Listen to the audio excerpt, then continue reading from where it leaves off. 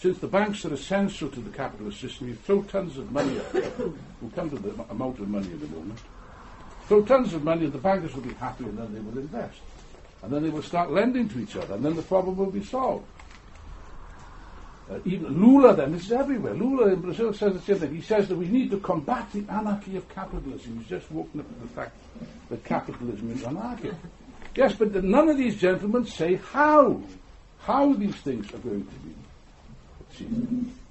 The real reason, we must remember this, the real reason for capitalist crisis is explained not even in Capital, it's explained in the Communist Manifesto, where Marx explains the conditions of bourgeois society are too narrow to comprise the wealth created by them. By God, that is certainly the case at the moment.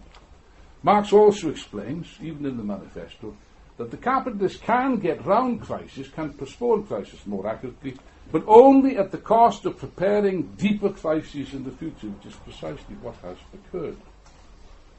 How do they get round the crisis? Well, there's different means. One of the main things is the increased intensification of the world division of labour, the increased participation on world markets, which has taken place in a massive sense over the last 20 years, particularly since the collapse of the Soviet Union. I mean, it cannot be a matter of indifference that thousands of millions, about 2 billion people in Russia, China, Eastern Europe joined the world capitalist. India also was drawn into the world capitalist economy. And this undoubtedly gave them a boost. Ted explained that the reason why there have been crises, by the way, there was a crisis in 90 and 91, and there was another one, was it 2001, I think, the dot-com crisis. And the reason why particularly the 1990-1991 crisis, which we expected would be a full-blown crisis, that it didn't develop into a deep one, there was a crisis, but it wasn't a deep recession, was mainly because of the growth of Asia, China, and so on and so forth, which is still going forward. Yes, but you see, the argument, which is the basis of the NEP, the New Economic Paradigm, that crises therefore were not possible, assumes that capitalism had solved its fundamental contradictions. It did not. All that has happened with globalization, which has had a big effect, there's no argument about that, opening up new markets, fields of investment, and so on and so forth. But all that is done is to reproduce the contradictions of capitalism on a far vaster scale that's ever been seen at this, never been seen before. And that's the point. This process of globalization now is reaching its limits. To call a spade a shovel, the fundamental contradictions, the fundamental barriers of human progress are two things. Private ownership of the means of production. By the way, in so many words, they're forced to admit that when they resort to the state. And nationalisation, even in America, it's a tacit admission that the private enterprise system, the private ownership has failed, that they cannot even control their own economic system. And secondly, of course, mustn't forget this, the global economy, the national economy, rather.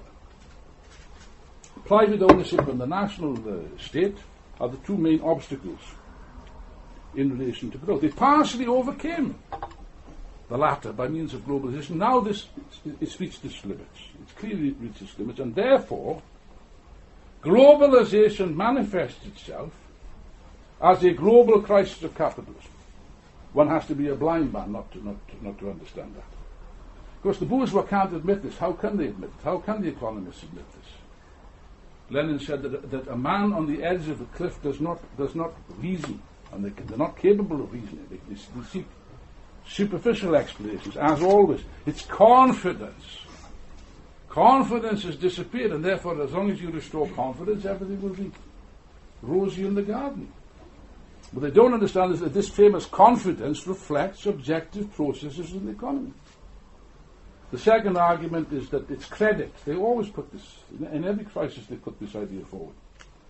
That credit is, that crises are a reflection of the expansion and contraction of credit.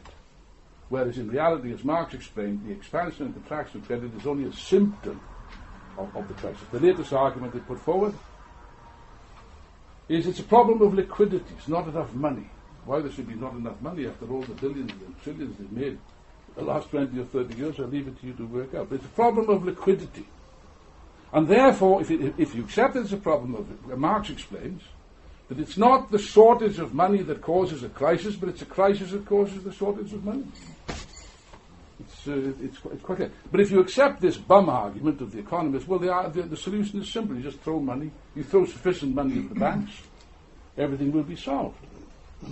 Now, they've just thrown, in case you hadn't noticed, the latest figure that I can remember, perhaps other economists will have got more up-to-date figures, they've just thrown $2.5 trillion at the banks. Has it prevented the crisis? It is not. It's still going down.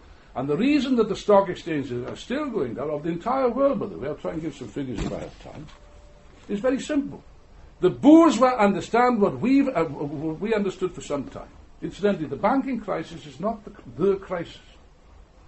It's only a prelude. It's only a prelude to the real crisis, which is the crisis of the real economy. Of course, the two are connected, but it's not the cause of the crisis. I've got some interesting quotes from Marx from the correspondence that, with your permission, if I can find them, I'm just going through the correspondence for 1857, and if I can find. Yes, he says, Marx says the following, letter to Engels on the 8th of December.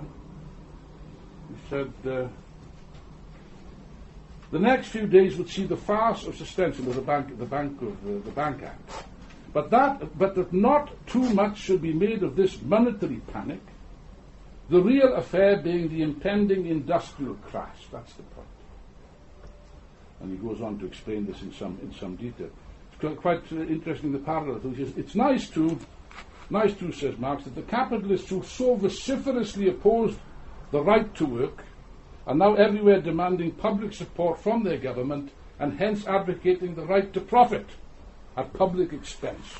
You see, things don't change very much, do they, in over 100 years. He says, just now people here are deluding themselves into thinking that the crisis is over, because the first phase, the monetary crisis, with its immediate consequences, is over. And so then he explains, of course, that's not the case. The real crisis, of course, must be in the real economy. That's it, the productive process, factories, and so on and so forth. We'll deal with that in a moment. Therefore, when we say that this crisis began as a financial crisis of the banks in August 2007 with the subprime crisis, we're saying nothing new. Believe me, there's nothing new under the sun. There's nothing new. This always happens like that. What is perhaps new about this is the scale of it. Not the thing itself, but the colossal, the vast, unimaginable scale of this crisis, which compelled the bourgeois very early on to intervene. The state had to intervene, including in America. Yes. By the way, that when they intervened, it still wasn't clear that there was actually a recession in America, although the economy was slowing down. It's important to note. The economy was slowing down before the major crisis broke. And what this indicates, this massive intervention of the state, which is not is unprecedented since the 30s, it's a fact, since the New Deal. This massive intervention indicates what? The word panic conveys it quite accurately. It indicates fear, a deep-rooted fear, not just of the economic perspective, but of the social and political consequences, which compelled them to take extraordinary measures. For example, the nationalization, de facto, that's what it is. The nationalization of the two giant mortgage firms, Freddie Mac and Fannie Mae, followed by the taking over of AIG, which I think is the biggest insurance company in the world. The American government at that time extended deposit insurance to the amount of $3.5 trillion. That's for starters. That's for opening. Plus, of course, as you remember, they spent $700 billion of American taxpayers' money in order to purchase what? In order to purchase rubbish, what they call toxic mortgage assets. We've explained the nature of these assets in the past. I don't intend to repeat it. Now, Marx explains that credit is merely a means. There's nothing magical about credit. Credit is a means whereby the capitalist can expand the market for a temporary period beyond its natural limits. I think that's a perfectly plain, clear thing. The trouble is, of course, that if you do that, and if you extend this, all you're doing is extending the market in demand in the short term at the cost of undermining it drastically in the long term, which is precisely what they've done. There's now an unprecedented, as a result of this policy, as a result of these tactics, there's now an unprecedented level of indebtedness. And at the same time, unprecedented levels of speculation. There's speculation in every boom. You find speculation in every boom in history, starting with the 17th century. The Dutch tulip. Speculative boom. Yes, but it's the scale of it that's unprecedented. It's absolutely eye-watering. It's absolutely staggering. The housing boom in America, and not just in America, but to take America, was the biggest speculative bubble in history. I've seen the figures, I haven't got them with me, but it dwarfs the speculation that preceded the Wall Street crash of 1929. By the way, John Galbraith's book is a bestseller now. 1929. Everyone is reading this now. An event which was never supposed to take place again. Now they're all studying it, and studying also Das Kapital, which is said is a bestseller in Germany. Karl Marx's Capital is a bestseller to the astonishment of the publisher, and that's not an accident. This bubble, this immense bubble, as a means of prolonging the boom by artificial means, has now burst. As every this bubble has burst. As speculative booms always burst. U.S. house prices, the last figure I've seen, they've fallen by 20%. But that's not enough. They must fall further because they rose further. In other words, they have to compensate now. They must compensate. That's what a correction means. It's got a certain amount of logic, twisted logic to it. That's what they must do. They've fallen by 20%. They must fall still further. Some economists said by at least 10%, but it might be more. Who can say? The fact of the matter is nobody knows. That's the point. They're in uncharted waters. They've never been in a situation like this before. And it's a little bit analogous to an avalanche. Now, an avalanche has got its own dynamics. Some avalanches start and the snow just reaches a certain point and stops. Or it might go a little bit further and it stops again.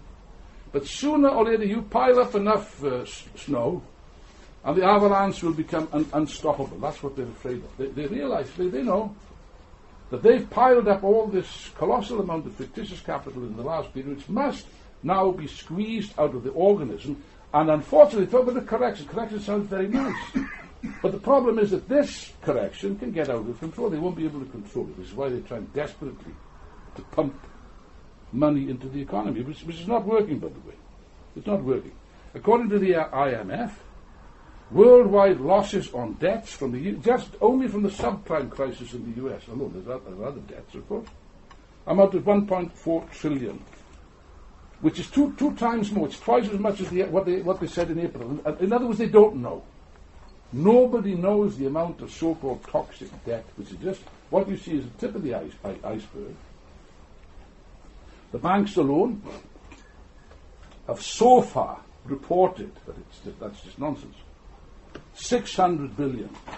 And therefore, what seems to us to be colossal amounts of money which is being dished into the banking system, really speaking, will not meet the bill. Will not